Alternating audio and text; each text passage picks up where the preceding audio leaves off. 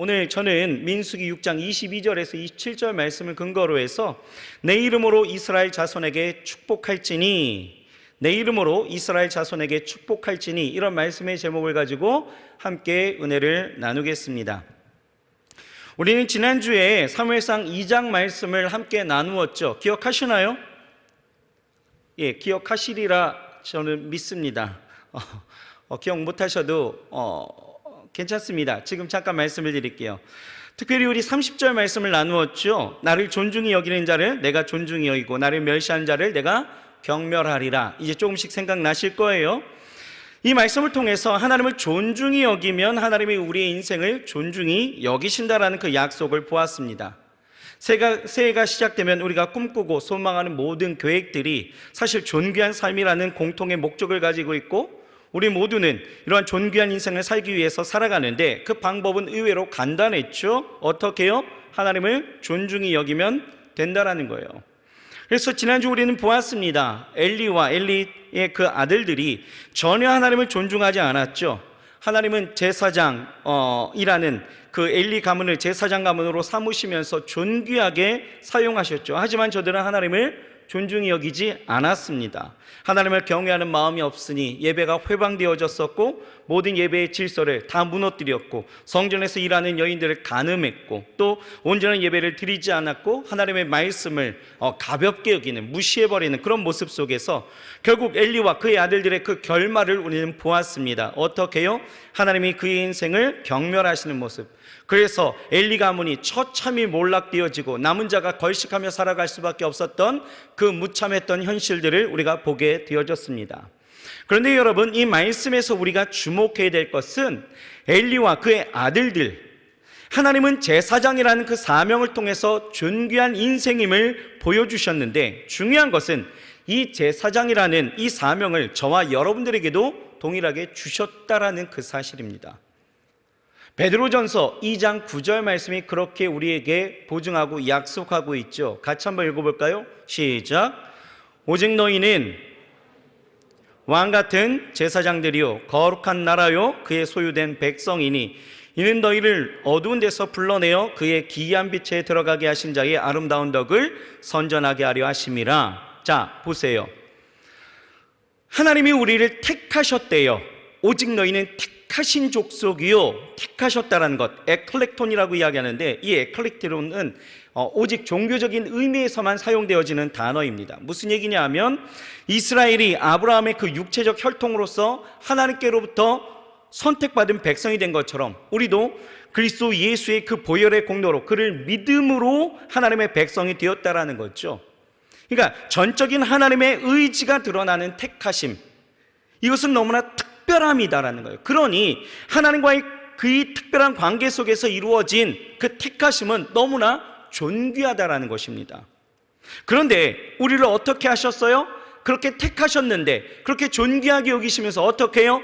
왕 같은 제사장, 그냥 제사장이 아니라 왕 같은 제사장으로 우리를 삼으셨다라고 말하고 있어요. 아니요 목사님, 저 받은 적 없는데. 아니요, 하나님이 여러분들에게 주셨습니다. 예수 그리스도를 통하여서 여러분들에게 이미 이 모든 사명을 부여하셨다라는 거예요. 여러분, 왕 같은 제사장이 무엇입니까? 왕의 존귀를 부여받은 제사장이다 라는 뜻이에요. 그러니까 왕인 동시에 제사장 직분을 가지고 있는 이런 존귀한 모습은 하나님이 우리에게 주신 영예라는 거예요. 그런데 문제는 바로 이거죠. 하나님은 나에게 그런 존귀함을 주셨는데 내가 왕 같은 제사장으로 살지 않는다라면 그때부터 문제는 심각해지는 거예요. 어떻게 해요? 우리도 엘리나 엘리의 아들들과 전혀 다를 바가 없게 되어지고 하나님이 우리를 존귀하게 여기시지 않게 된다라는 것이죠. 그러니 여러분, 우리의 삶 가운데에서 제사장으로 산다라는 것이 굉장히 이제 중요하게 다가오게 되어지는 것입니다. 사실 지금까지 우리는 우리 신분의 변화, 하나님이 이렇게 나를 특별하게 여기시고 존귀하게 여기심에도 불구하고 내가 왕 같은 제사장이라는 것에 어떤 이는 설마 나 같은 사람이 무슨 제사장이야? 하는 사람들도 있고, 또 왕 같은 제사장이라는 말에 수긍하면서 아멘하면서 내 신분의 변화는 인정하지만 이것을 마치 그냥 구구단 외우는 것처럼 2는 4, 2, 3은 6 이렇게 찌르면 그냥 생각도 안 하고 나오는 내가 성도가 됨으로 그냥 갖게 되어진 당연한 하나님의 축복점으로 생각하고 그냥 지나쳤을지 모르겠지만, 왕같은 제사장이라는 이 영예로움은 우리가 그냥 지나칠 아무 의미 없는 그런 말씀이 절대 아니다라는 것입니다. 여러분, 왜 이 말씀이 중요한지 아세요? 이 말씀이 중요한 건 두 가지예요. 하나는 존귀한 자, 왕같은 제사장으로 부르심을 입은 자들이 존귀한 인생으로 살아가는 방법이 이 안에 담겨져 있다는 것이에요. 그것과 동시에 그 존귀함을 잃어버리지 않도록 우리가 해야 될 사명이 무엇인지를 우리에게 분명하게 가르쳐 주기 때문에 이 말씀이 중요하다는 거죠. 여러분, 우리가 하나님으로부터 존귀하게 여김을 받으며 사는 원리는 지난주와 같이 여러분 간단합니다. 뭡니까? 왕같은 제사장으로 부르심을 받았으니 그 사명을 다해서 사는 것, 그것이 존귀하게 사는 삶이 되어진다는 것이죠. 오늘 본문 말씀을 보세요. 오늘 본문 말씀은 하나님이 모세를 통해서 아론과 그의 아들들, 즉 이 제사장으로 부르심을 받은 이들이 이스라엘 자손을 향해서 해야 될 사명이 무엇인지를 우리에게 보여주고 있는데요. 그들의 사명이 무엇이냐? 바로 제사장으로서 이스라엘 백성들을 하나님의 권위로 축복하라는 것이죠. 여러분, 이것이 우리의 사명이기도 하다라는 거예요. 왕같은 제사장이 해야 될 사명, 뭐라고요? 이스라엘을 축복하라라는 거예요. 자, 27절을 우리가 같이 한번 읽어봅시다. 27절 같이 한번 읽어볼까요? 시작. 그들은 이같이 내 이름으로 이스라엘 자손에게 축복할지니 내가 그들을 복을 주리라. 제사장으로서 이스라엘을 축복하면 하나님은 그들에게 복 주시겠다라는 거죠. 무슨 얘기입니까? 그들에게 복을 주셔서 그 인생을 어떻게 해요? 존귀하게 만드시겠다라는 거예요. 그러니 여러분, 왕같은 제사장이 그 존귀함으로 사명을 다하면 두 가지의 복이 있는 거예요. 하나는 내가 제사장의 직분을 그렇게 온전하게 감당하면서 계속하여 하나님이 나를 그렇게 존귀히 여겨주시는 축복이 내게 임하게 되어지는 것이고, 또 하나는 내가 제사장의 직분을 온전히 감당하여서 이스라엘을 축복하게 되어질 때에 이스라엘, 즉 내가 축복하는 모든 것에 하나님의 존귀 여기심이 그들에게도 동일하게 일어난다라는 것이죠. 이런 걸 뭐라고 이야기해요? 꿩 먹고 알 먹고 도랑치고 가지 잡고, 이런 거 모르시죠? 죄송합니다. 여튼 이건 누구나 나와 또 내가 축복하는 이들에게 함께 존귀함을 누릴 수 있는 하나님의 축복이다라는 것입니다. 오늘 우리가 함께 읽은 이 말씀은요, 당시 제사장의 축도로 사용되어져서 제사장이 제사를 집례하게 되어질 때 모든 제사의 준비를 이제 마치고 십계명과 쉐마 이스라엘, 들으라 이스라엘, 이것을 암송하고 이제 분향단에서 향을 피우면서 하나님의 임재를 나타나게 되어질 때에 이제 제사장이 밖으로 나와서 두 손을 들고 백성들을 향해서 축복하면서 선창하게 되어지면 성소 밖에 있었던 제사장들이 복창하면서 제사를 드리고 떠나는 사람들에게 선명하게 하나님이 너희를 이렇게 축복하신다라는 것을 기도하는 그 기도의 내용인 것이죠. 그것을 통해서 광야 땅에서 살아갔던 이스라엘 백성들에게 하나님의 복이 이렇게 일어나 하나님이 너희를 존귀하게 여기신다라는 것을 그들에게 공포하며 저들이 그렇게 존귀하게 살아가게 되어졌던 것을 우리가 보게 되어진 것입니다. 자, 오늘 우리는요, 이 기도의 내용이 무엇인지를 바라보면서 왕같은 제사장으로 부름받은 우리가 그러면 무엇을 축복하고 나아가야 되는지, 제사장의 직분을 내가 어떻게 감당하며 어떤 기도로 어떤 축복으로 내가 나아가야 되는지를 우리가 함께 살펴보면서 여러분들이 해야 될 사명을 오늘 다시 한번 분별하며 다시 한번 확인하며 나아가시길 바라겠습니다. 자, 첫 번째입니다. 우리가 해야 될 사명은 하나님이 지켜주심을 축복하며 기도해야 합니다. 무엇을요? 하나님이 지켜주심을 축복하면서 기도해야 되는 거예요. 자, 23절을 같이 읽겠습니다. 23절 시작. 아론과 그 아들들에게 고하여 이르기를 너희는 이스라엘 자손을 위하여 이렇게 축복하여 이르되. 자, 너희는 이스라엘을 위해서 뭐하라? 축복하라. 여러분, 축복이 뭡니까? 빌축계 복복자죠. 그러니까 복을 빌어주는 거예요. 복을 빌어주라는 것인데 어떻게 축복해요? 24절이요. 같이 읽습니다. 시작.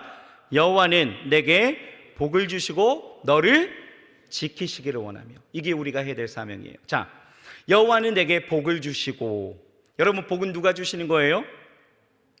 우리는 이 분명한 주체를 인정하고 고백할 수 있어야 합니다. 복은 누가 주시는 거예요? 하나님이 주시는 거죠. 바로 여호와. 여호와는 내게 복을 주시고. 누가 주셔요? 여호와. 그래서 창세기 1장 28절을 보면 이렇게 말씀하고 있습니다. 같이 한번 읽어봅시다. 시작. 하나님이 그들에게 복을 주시며 그들에게 이르시되 생육하고 번성하여 땅에 충만하라. 땅을 정복하라. 바다의 고기와 공중의 새와 땅에 움직이는 모든 생물을 다스리라 하시니라. 자, 하나님이 천지를 창조하셨습니다. 6일째 되어지는 날 마지막에 사람을 창조하시죠. 그리고 사람에게 무엇을 주셨어요? 복을 주셨습니다. 복을 주시며, 그 복은 단순히 이 에덴이라는 곳에서 존재하는 것만이 목적이 아니라 그곳에서 하나님이 주신 복을 통해서 정복하고 번성하고 충만하게 다스리는 삶을 누리며 살 수 있도록 해주시는 하나님의 섭리였다라는 거예요. 그러니 이 말씀을 우리가 역으로 한번 생각해 본다면 뭐예요? 삶이라는 것은 그냥 객관적으로 자신이 가진 것을 가지고 삶의 자리에서 존재하는 것이 아니다라는 거죠. 그 삶이 풍성해지기 위해서는 반드시 하나님의 뭐가 있어야 된다? 복이 있어야 된다는 거예요. 그래서 복이라는 것은 히브리어로 바라크 이렇게 이야기하는데, 이 바라크는 삶의 모든 정황 속에서 하나님이 개입하셔서 잘 되도록 하신다라는 그 의미를 가지고 있다는 거예요. 그러니 여러분, 우리는 날마다 하나님의 복을 구해야 합니다. 복을 구하는 것, 하나님의 도우심과 하나님의 지혜와 하나님의 능력을 구하는 것은 절대 기복신앙이 아니다라는 거예요. 우리에게는 절대적으로 복이 있어야 생육하고 번성하고 충만함을 누릴 수 있기에 그 복을 구하고 또 왕같은 제사장으로서 축복하며 나아갈 수 있어야 된다는 거죠. 주여, 내가 사랑하는 이들을 그 삶을 주께서 간섭하여 주시고 저들의 삶에 복을 주셔서 생육하고 번성하고 충만하여 다스리는 삶을 살게 하여 주옵소서. 이것이 우리의 축복의 기도의 내용이 되어질 수 있어야 된다는 거예요. 그런데요, 우리 기도를 한번 봅시다. 우리가 기도할 때 때로는 나의 생육과 또 번성과 충만을 위해서 나만을 위한 기도로 맞춰질 때가 참 많이 있다는 것을 우리는 느끼죠. 여러분, 엘리와 그 아들들이 내 만족만을 바라보면서 제사건 뭐고 상관없이 자기만을 위해서 살았던 모습이었던 것처럼, 여러분, 이 왕같은 제사장이 된 우리가 여전히 축복이 나에게만 적용되길 기도하고 있다라면, 나의 기도가 나라는 그 범위에서 벗어나질 않는다라면, 하나님이 나에게 주신 그 권위의 그 축복권이 나에게만 적용되어지고 다른 이들을 위해서 내가 기도할 수 없었더라면 우리는 이 엘리의 아들들과 별반 다르지 않다라는 것입니다. 여러분은 왕같은 제사장이에요. 그러니 이제는 이스라엘을 축복하는 사명을 감당하시길 바랍니다. 기도의 비율이 조금 이제 바뀌어야 돼요. 지금까지는 10대 0, 9대 1, 8대 2 여전히 나로 채워진 것에 대해서 기도하는 것이 더 비중이 많았다라면 이제 그 기도의 지경을 넓혀서 여러분 축복하며 나아가시길 주의 이름으로 축원합니다. 여러분 주변을 보세요. 자, 옆 사람 한번 보실까요? 옆 사람 보셨나요? 잘생겼죠? 예쁘죠? 참 좋은 동역자들입니다. 여러분, 이들을 위해서 우리가 뭐 해야 된다고요? 축복해야 되는 거예요. 저도 신앙이 어렸을 때 저를 위한 기도가 사실은 100이었습니다. 그런데 신앙이 성숙해지면서 달라지는 것이 있었어요. 뭐냐면 점점 그 비율이 역전되어지는 것을 보게 되어지죠. 이것은 제 신앙을 자랑하는 것이 아니라 그냥 하나의 간증인데요. 제가 기도할 때 제 기도보다 기도를 부탁한 이들과 또 기도할 때 성령께서 생각나게 하시는 이들에 대한 기도가 항상 줄을 이루게 되어집니다.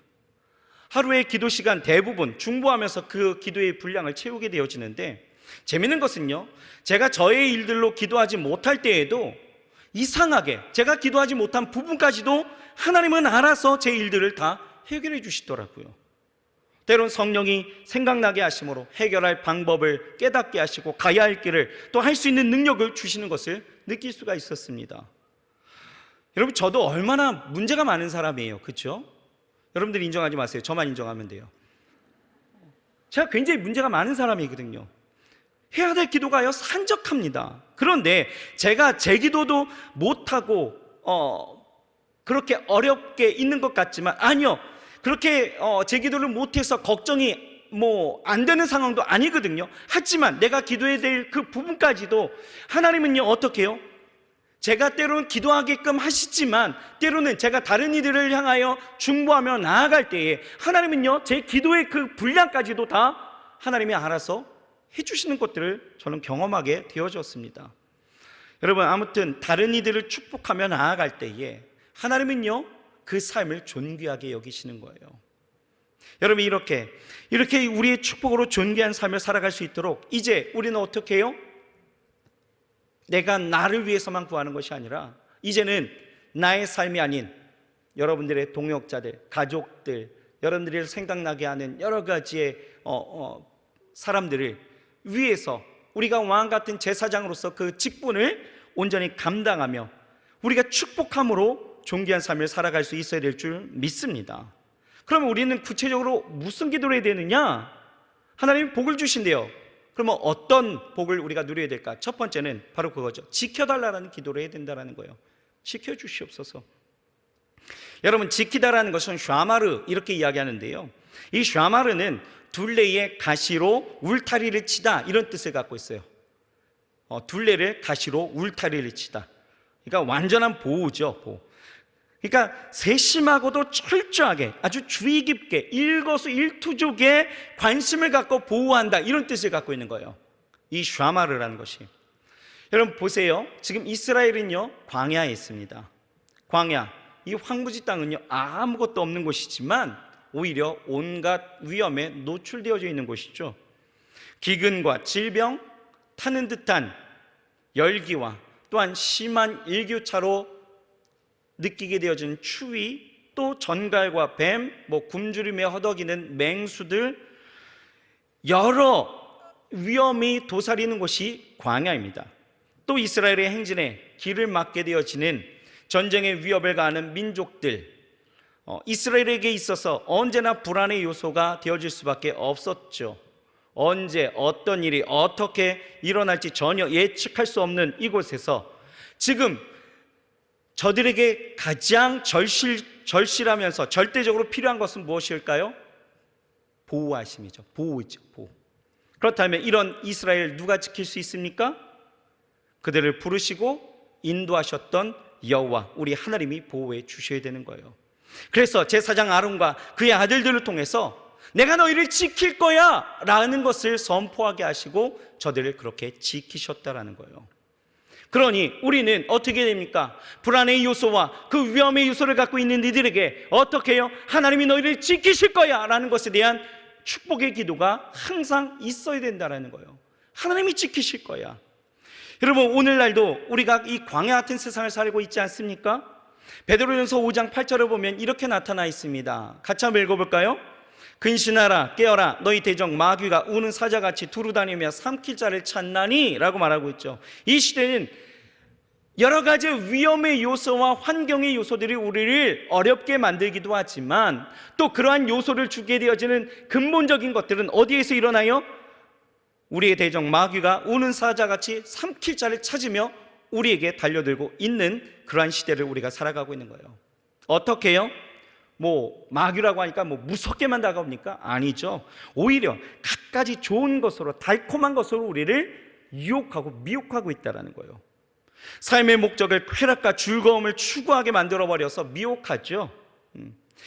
이런 거예요. 1년 365일 중에 52주나 되어지는 그러한 시간 속에서 내가 드리는 예배이니 52번 중에 한 번쯤 친구나 가족과 하는 그 여행 괜찮지 않아? 라고 생각하는 거죠. 삶의 목적을 성공과 누구보다 잘 되는 것에 두게 해서 예배하는 것보다 스펙 쌓는 어떤 일들이나 또 알바나 돈 버는 것, 이것에 더 급한 것으로 여기게 만든다라는 거예요. 그러니 사실 예배는 어느 순간 내 인생에 거치는 것이 되어지고 무의미하게 만들어버린다라는 거예요. 그렇게 마귀는 우리의 생각과 마음을 흐리게 만들어서 미혹하는데 또 어떻게 미혹합니까? 진리를 진리로 여기지 못하게 만든다라는 거예요. 요즘 이런 말이 많이 쓰이더라고요. 중요한 건 꺾이지 않는 마음. 들어보셨죠? 중요한 건 꺾이지 않는 마음. 뭐 이런 문구가 유행인 것 같은데요. 여러분, 우리는요, 누구보다 꺾이지 않는 믿음이 있어야 함에도 불구하고 미혹돼서, 세상에 미혹되어 꺾이는 일들이 얼마나 많은지 몰라요. 여러분, 분명히 하나님은 생명의 주인이 되어주시고 모든 것을 주관하시는 이가 하나님이시고 창조하신 이가 하나님이시고 전능하심으로 나타내신 이가 하나님이시고 우리를 다스리는 분도 하나님이심에도 정말 틀림이 없는데, 하나님은 그렇게 우리에게 말씀하시는데 우리는 어땠습니까? 우리는 말씀보다 사주팔자 풀어주는 역술인의 말에 더 집중하고 있다는 거예요. 말씀보다 어떤 유명한 유튜버나 방송인이 하는 말이 더 신뢰가 가게 되어지는 거죠. 말씀보다 자신이 경험했던 일들, 또 그 속에서 쌓여진 세상이 주는 가치관이 우리의 삶을 흔들어버리고 있다는 거예요. 이런 세상, 이런 위험 속에 놓인 이들을 위해서 왕같은 제사장인 우리가 해야 될 사명은 무엇이냐? 바로 그들을 지켜주시옵소서, 지켜달라고 축복해야 한다는 거예요. 내가 사랑하는 이들이 하나님의 보호하심 아래서 하나님이 철두철미하게 지키시도록, 그들의 마음과 생각이 세상에 물들어서 세상이 주는 것으로 만족하지 않도록 그들의 삶과 신앙을 지켜달라고 우리는 축복하면서 기도할 수 있어야 되는 거예요. 사도행전 12장을 보면요, 베드로가 헤롯에게 잡혀서 옥에 갇히는 일이 발생합니다. 이건 당시 교회의 큰 위기였습니다. 헤롯은요, 이미 유대인들의 그 환심을 사기 위해서 이미 요한의 형제였던 이 야고보를 잡아서 죽였습니다. 야고보가 죽은 상황이에요. 유대인들이 막 기뻐해요. 그러니 이 헤롯이요, 그 기뻐하는 모습을 보고, 야, 이거 쇠뿔도 당김에 빼자고, 그러면 베드로까지 죽인다라면 이건 내가 어마어마한 힘을 가질 수 있겠다 생각해서 이 베드로도 죽이려 그를 잡아 옥에 가두는 그런 모습을 보게 되어지죠. 이때 요한의 어머니였던 마리아의 집에서 여러 사람이 모이게 되어집니다. 그리고 기도하는 거예요. 베드로를 지켜달라고 기도하게 되어지죠. 그런데 놀라운 것은요, 하나님은 그들의 축복 기도를, 그들의 축복하는 것을 들으셨다라는 거예요. 천사를 통해서 갇혀 있었던 이 베드로를 깨워서 그들이 기도하던 그곳으로 안전하게 인도하셨다라는 것입니다. 여러분, 이 축복 기도가 얼마나 중요한지 아시겠어요? 여러분, 저커버그가 2013년에 보너스와 그 스톡옵션을 일절 받지 않겠다라고 이야기하면서 연봉을 1달러만 받겠다라고 선언해서 화제가 되었었습니다. 뭐 여러분들은 별 관심 없죠? 지금 당장 내 연봉이 월 10만 원 늘어나느냐 줄어드느냐, 연봉이 3천이냐 4천이냐 5천이냐 이게 중요하지 남의 연봉 뭐 그리 중요하겠습니까? 그렇죠?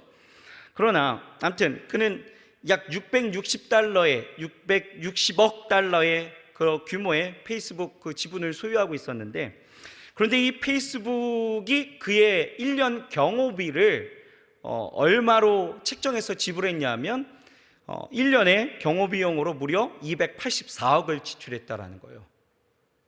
284억을. 놀랍지도 않았죠, 뭐. 그렇죠? 관심도 없는데. 저는요, 이 이야기를 접하면서 참 다행스럽고 감사했습니다. 왜요? 우리는 그런 비용 들이지 않아도 돼요. 그런 비용 들이지 않아도 가장 완벽한 하나님의 보호하심을 누리고 있습니다. 인정하시나요?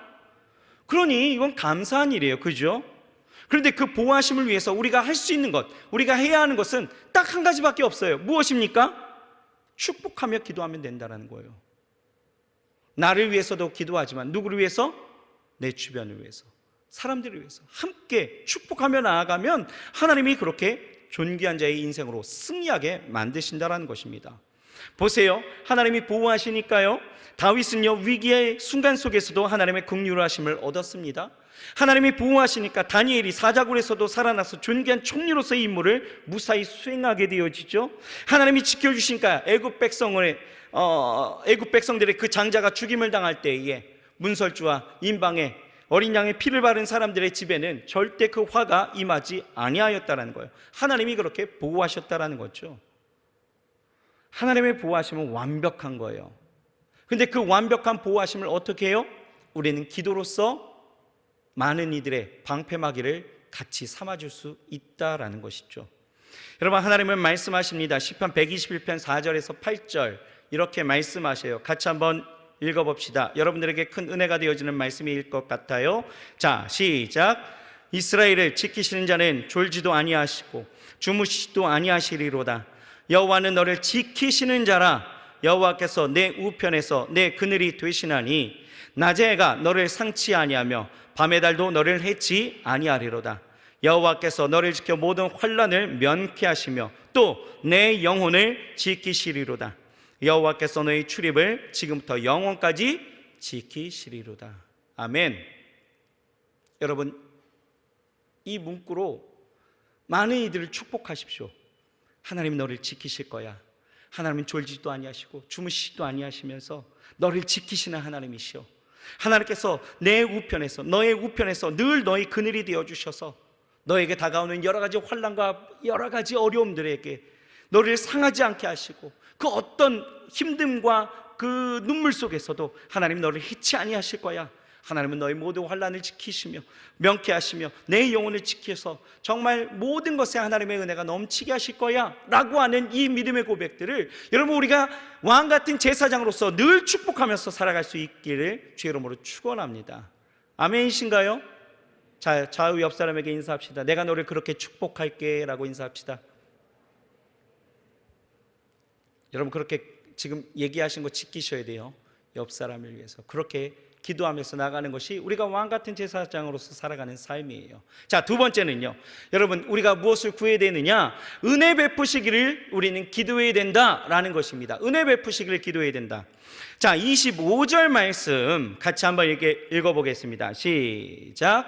여호와는 그 얼굴로 내게 비추사 은혜 베푸시기를 원하며, 은혜 베푸시기를 원하며, 은혜를 베풀어 달라는 기도를 해야 된다는 거예요. 어떻게 은혜를 베풀어 주셔요? 하나님의 얼굴을 너에게 비추사.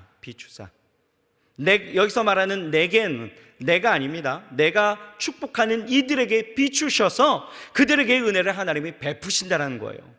여러분, 비친다라는 것은 뭡니까? 어둠에서 밝아진다는 거예요. 무지했던 삶에서 새로운 삶으로 일깨운다라는 뜻이 있어요. 또 절망과 죽음의 문턱에서 새로운 소망의 길로 인도한다, 이런 뜻이 있는데요, 여러분, 하나님의 얼굴은요, 하나님의 거룩한 성품 그리고 하나님의 의지를 상징하는 거예요. 그러니 하나님의 얼굴을 내게 비춘다는 것은 뭡니까? 하나님이 의지를 갖고 나에게 최대의 그 관심을 가지고 나의 어둠이 사라지도록, 나의 절망이 떠나가시도록 하시겠다라는 그 의지를 우리에게 나타내시는 거죠. 그러니 그 얼굴이 가리웠다는 건 무엇입니까? 인간 편에서 보게 되어지면 이것은 죽음과 절망인 거예요. 욥기서 13장 24절을 보면 이렇게 나와 있어요. 주께서 어찌하여 얼굴을 가리우시고 나를 주의 대적으로 여기시나이까, 이렇게 고백합니다. 욥이요, 절망의 상황을 어떻게 표현하고 있느냐 하면 하나님이 얼굴을 가리우셨다, 이렇게 표현하고 있는 거예요. 여러분, 하나님의 얼굴의 방향은 존귀함에 열리고 닫히는 열쇠예요. 하나님이 외면하시면 인간은 끝입니다. 하지만 반대로 하나님이 얼굴을 향하게 되어질 때에 하나님의 생명과 구원과 그 기쁨을 충만히 받아 존귀함을 누릴 수가 있다라는 거예요. 하나님이 이렇게 그 얼굴을 비추심으로 뭐예요? 은혜를 베푸시는데, 우리에게 최대의 그 관심을 가지고 그 의지를 가지고 우리에게 뭐예요? 은혜를 베푸시는데, 여러분, 하나님의 은혜가 뭡니까? 은혜가 무엇인지 우리 알아야 돼요. 은혜가 무엇입니까? 은혜는 값없이 주시는 하나님의 축복이 있죠. 자격 없는 자에게 베푸시는 하나님의 호의입니다. 우리의 공로나 노력, 대가 없이 베풀어 주시는 하나님의 축복이 있죠. 은혜는요, 내가 할 수 없는, 내 힘으로, 내 공로로, 내 힘으로, 내 어떤 노력으로도 할 수 없는 것을 하나님이 베풀어 주시는 모든 것이 은혜입니다. 그러므로 하나님이 얼굴을 비추심으로 나에게 최대의 그 관심을 가지며 나에게 그 의지를 갖고 내게 베푸실 그 은혜가 뭐예요? 우리의 인생을 존귀하게 만든다는 거죠. 그렇습니다. 사람은요, 절대적으로 하나님의 은혜가 아니면 죽을 수밖에 없고, 하나님의 은혜가 없다라면 존귀하게 살아갈 수가 없는 거예요. 은혜를 베풀어 주셔야 존귀한 자가 되어집니다. 여러분, 카르마 경영이라는 책을 쓴 이 이나모리 가지오라는 사람이 있는데요, 이 사람이 27살 때에 3천만 원으로 교세라라는 기업을 창업해서 세계 100대 기업 안에 들게 했던, 그렇게 읽어낸 아주 유명한 사람입니다. 이 사람이요, 자신의 그 성공 방식, 그리고 사람들의 성공 방식에 대해서 이런 정의를 내렸습니다. 뭐라고 이야기했냐면, 일의 결과, 일의 결과, 인생의 결과는 사고방식 곱하기 열정 곱하기 능력, 이렇게 이야기를 합니다. 어떤 일들이 일어나려면 그 사람이 갖고 있었던 사고방식, 열정, 그 능력이 곱해져야 그 일의 결과가 창출되어진다, 이렇게 이야기를 하는 거예요. 그런데 잘 생각해 보세요. 그런 공식이 삶의 현장에서 다 꼭 통하고 있습니까? 꼭 그렇게만 살아가야 됩니까? 아니잖아요. 여러분들 그 열정을 다해서 여러분들 일하고 있지만, 여러분들 일의 열매가 여러분들이 만족할 만큼 그렇게 풍성하게 일어나던가요? 열정, 열의, 사고방식, 긍정, 능력, 꼭 그런 것만은 아니었다라는 거예요. 여러분, 성공하는 기업의 8가지 습관이라는 그 책을 보면요, 이런 내용들이 있더라고요. 비전 기업의 역사를 살펴보면 그들이 이룩한 최고의 업적들이 상세한 전략적 계획에 의해 이루어졌다기보다는 이것저것 하던 중에 우연히 이루어졌다, 이렇게 쓰여져 있습니다. 우연히 일어났다. 성공적인 어떤 기업 전략이 어떤 기회주의적인 실험과 우연한 발견의 산물이었다라고 이야기하는 거예요. 그러니까 예를 들어서 이런 거죠. 존슨앤존슨이라는 회사가 있는데요, 회사 전체 매출액의 44%를 차지하게 된 이 베이비 파우더 사업이요, 어떤 계획에 의해서 이루어진 것이 아니다라는 거예요. 의학용 석고를 팔았는데 한 내과 의사가 이 의학용 석고가 일으키는 피부 질환에 대한 항의가 있어서 이 부작용을 방지하기 위해서 끼워서 그 파우더를 출시했다라는 거예요. 우연히 운 좋게 예상 밖의 발견이 이루어져서 그것이 회사의 44%나 해당하는 매출액을 내게 됐다라는 거죠. 백신이 또 그랬습니다. 여러분, 천연두에서 인류를 해방시킨 그 왁친이라는 것도 마찬가지예요. 목사의 아들이었던 이 에드워드 제너라는 사람이 있었는데, 이 사람이요, 우연히 이런 소리를 들은 거예요. 우유를 짜던 여인들에게 있어서 이런 이야기를 듣대요. 자신은 그 우두에 걸렸던 경험이 있기 때문에, 우두가 뭐냐면 소의 젖에 이렇게 발병하는 질병인데, 그 질병이 이렇게 전이됐나 봐요. 우두에 걸렸던 경험이 있기 때문에 결코 천연두에 걸리지 않는다, 이런 얘기를 들은 거예요.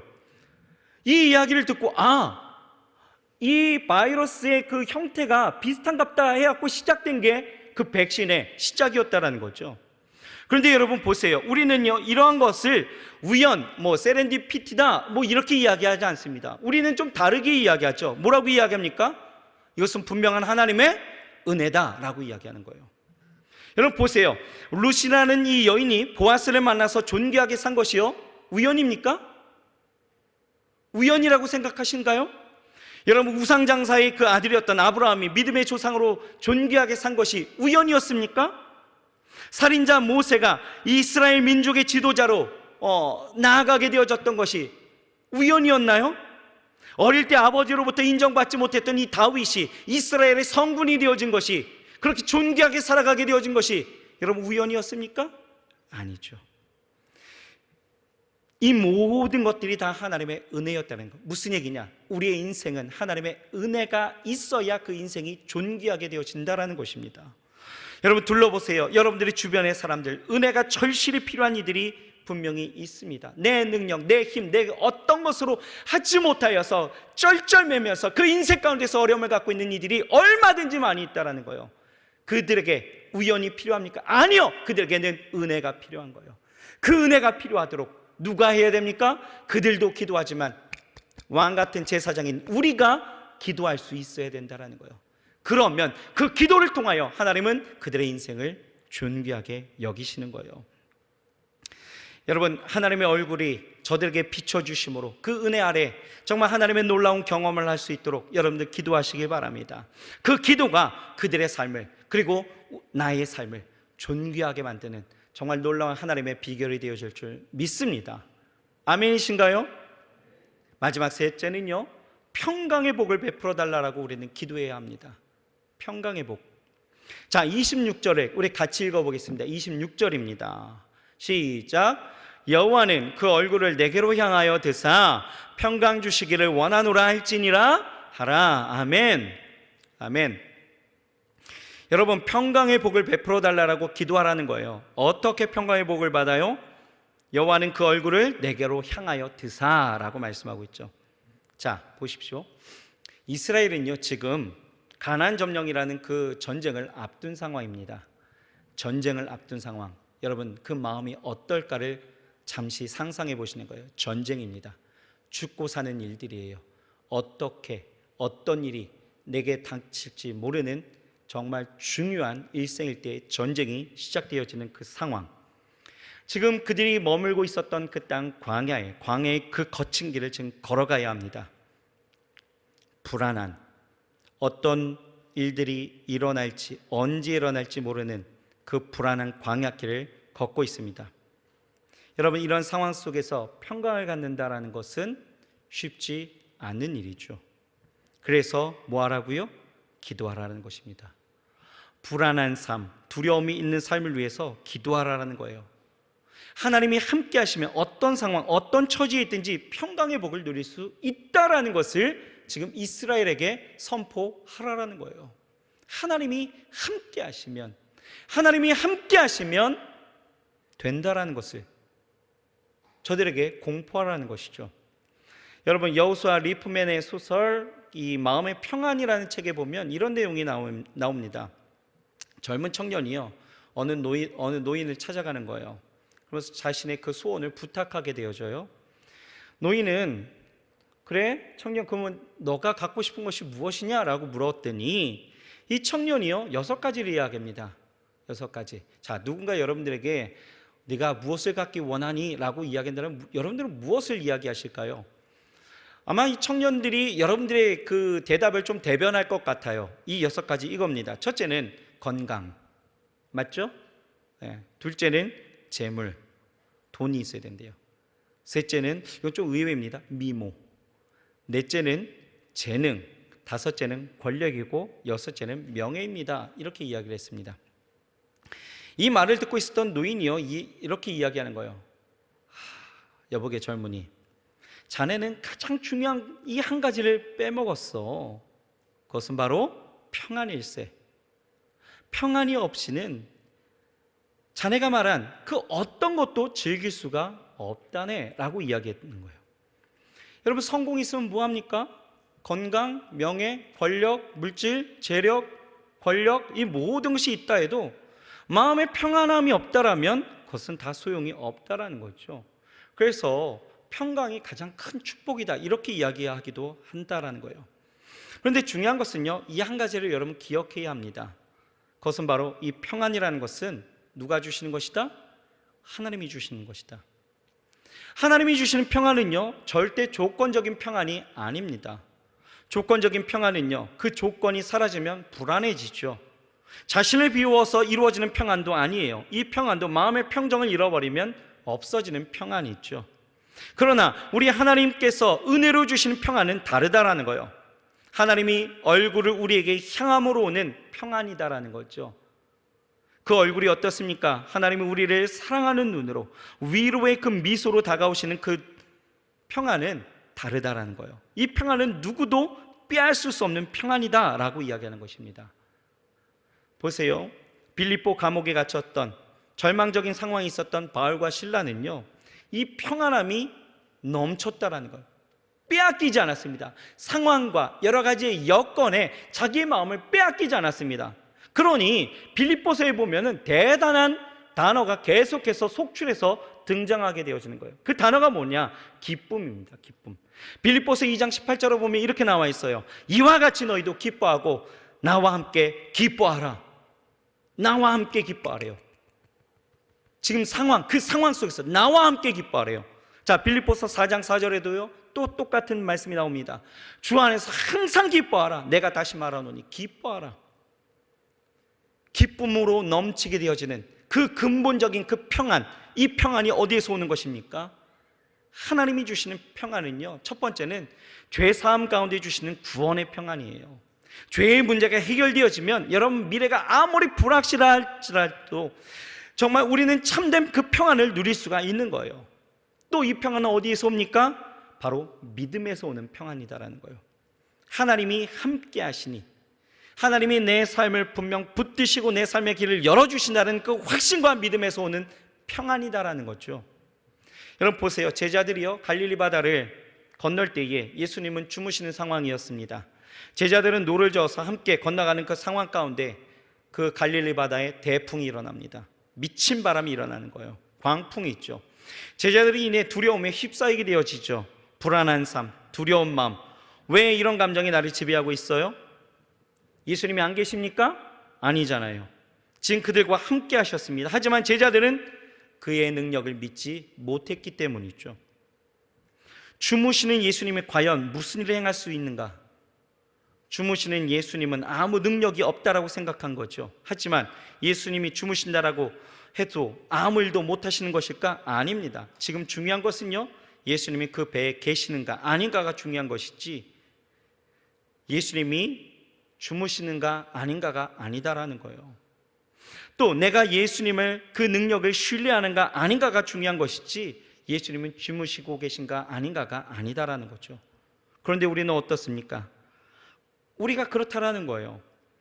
인생의 현장 속에서 위기가 닥치게 되어지고 불안과 두려움에 떨게 되어질 때에 왜 우리가 그 평강을 잃어버렸는지를 생각해 본다라면 예수님이 계시지만 그의 능력을 의심하는 믿음의 문제였지 절대 예수님이 그 존재 가운데에서 계시는가 안 계시는가의 문제는 아니었다라는 거예요. 왜요? 하나님은 항상 우리와 함께 하시니까.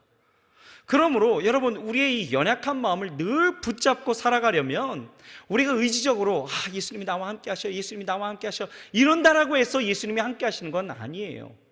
내 마음의 두려움이 사라지는 것은 아닙니다. 내 의지적으로 전혀 불가능하기에 우리는 어떻게 해야 돼요? 뭐 해야 됩니까? 우리가 할 수 있는 방법이 하나 있죠. 뭐예요? 우리를 붙드시는 성령이 내 안에 날마다 충만하면 그 믿음 가운데 우리가 평안을 누릴 수가 있는 거예요. 여러분 하나님이 주시는 평안은요 감정의 문제로부터 시작되어지는 것이 아닙니다. 성령의 충만으로 우리는 이길 수 있는 문제임을 우리는 깨달아야 된다는 거죠. 여러분 마음의 평안을 위해서 단순히 여러분들의 감정의 조절이나 어떤 적극적인 사고의 그 훈련이나 뭐 명상이나 마인드 컨트롤이나 뭐 요즘 많이 하는 뭐 요가나 최면요법으로 내 마음의 평안을 찾는다? 여러분 그거 아닙니다. 마음의 평안은 육체의 문제나 환경의 문제가 아니다라는 거예요. 심령의 문제이죠. 성령께서 내 마음 가운데 주장하셔야 될 수 있는 거예요. 성령께서 내 속에 계실 때에 불안과 공포를 쫓아내는 것이죠. 그래서 부활하신 예수님께서 제자들에게 뭐라고 말씀하시느냐? 평안이 너에게 있을지어다 이렇게 말씀하셔요.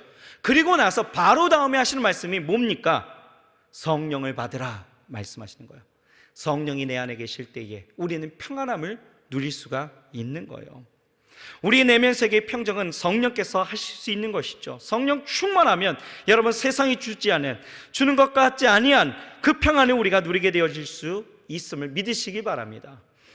아까도 잠시 얘기했지만 사도행전 그 12장에 보게 되시면 베드로가 좀 아까 옥에 갇혔던 상황 바로 그거죠. 재밌는 건요 죽음의 그 위기 속에서 지금 함께 동역했던 야고보가 지금 죽은 현실이에요. 그리고 헤롯이 반드시 죽이겠다 하여서 그를 잡았다라는 거죠. 죽음이 지금 왔다 갔다 하는 그 상황 가운데서 놀라운 건요 베드로가요 뭐 한지 아십니까? 깊이 잠자고 있었다라는 거예요. 얼마나 깊이 꿀잠 잤던지 깨지를 않아요. 깨지를 않습니다. 그러니까 천사가 어떻게 해요? 옆구리를 발로 차는 거예요. 툭툭 차는 거죠. 일어나라고. 여러분 이런 상황이 어떻게 이해될 수 있습니까? 뭐 잠이 많아서요? 베드로가? 누우면 그냥 잠이 깊이 드니까 자게 되어주면 어버가도 모르는 그런 스타일이라서 그렇습니까? 아니에요. 그는 예수님 승천한 이후에 그가 하나님의 성령의 충만함을 받게 되어지죠. 그러면서 그가 복음을 증거했습니다. 그렇게 성령 충만하게 되어지니 평강이 그를 주장하게 되어졌다라는 거예요. 그러니 여러분, 우리 안에 성령의 충만함이 없으면 그때가 불안한 거예요. 조급해지죠. 두려워집니다. 평안이 사라지는 거예요.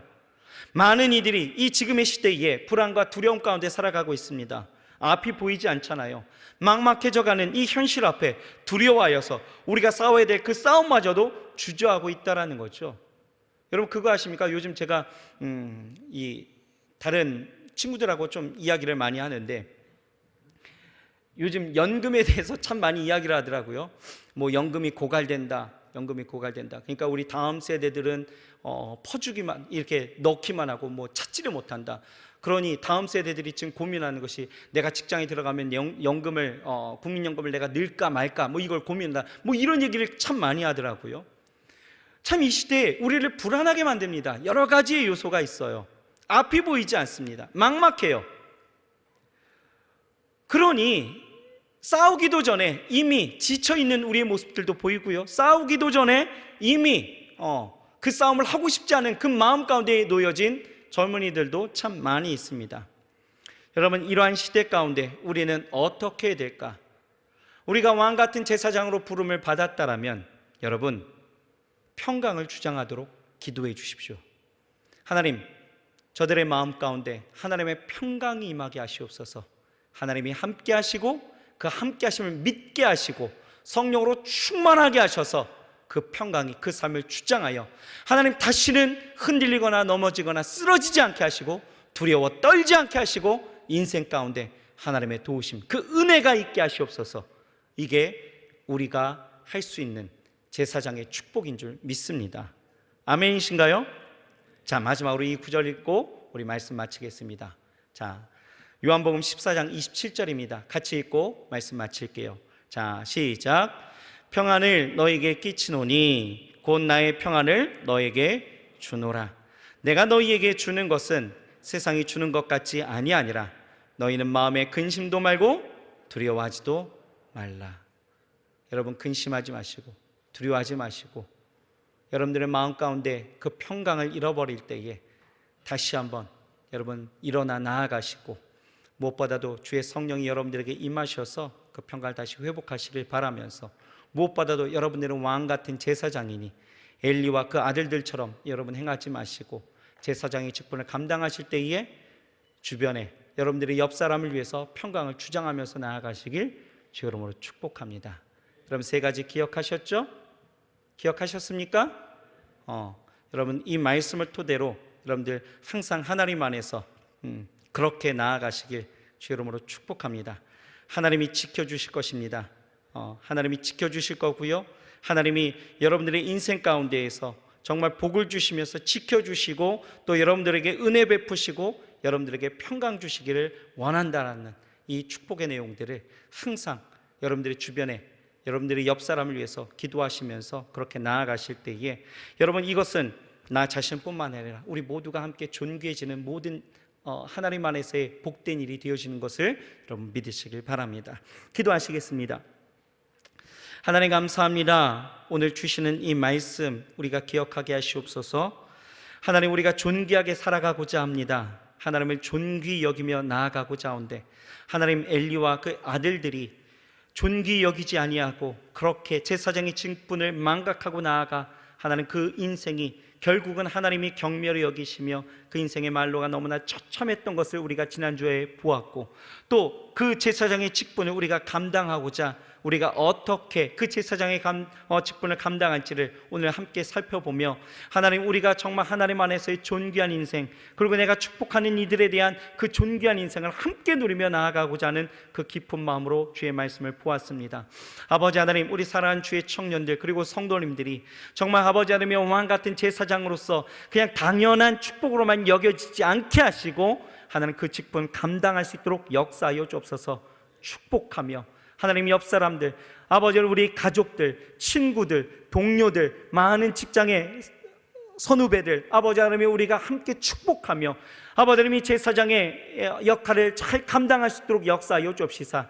하나님 이 시대 가운데 하나님 너무나 어렵고 힘들어 살아가는 우리 모든 이들에게 하나님이 지켜주실 것이고 또 하나님이 은혜를 베풀어 주실 것이고 또 하나님이 평강을 주시기를 원한다라는 이 말씀을 우리가 온전히 선포하며 정말 저들을 위해서 기도할 때에 하나님 모든 이들이 함께 하나님의 존귀하심을 누리며 살아갈 수 있도록 역사하여 주시옵소서.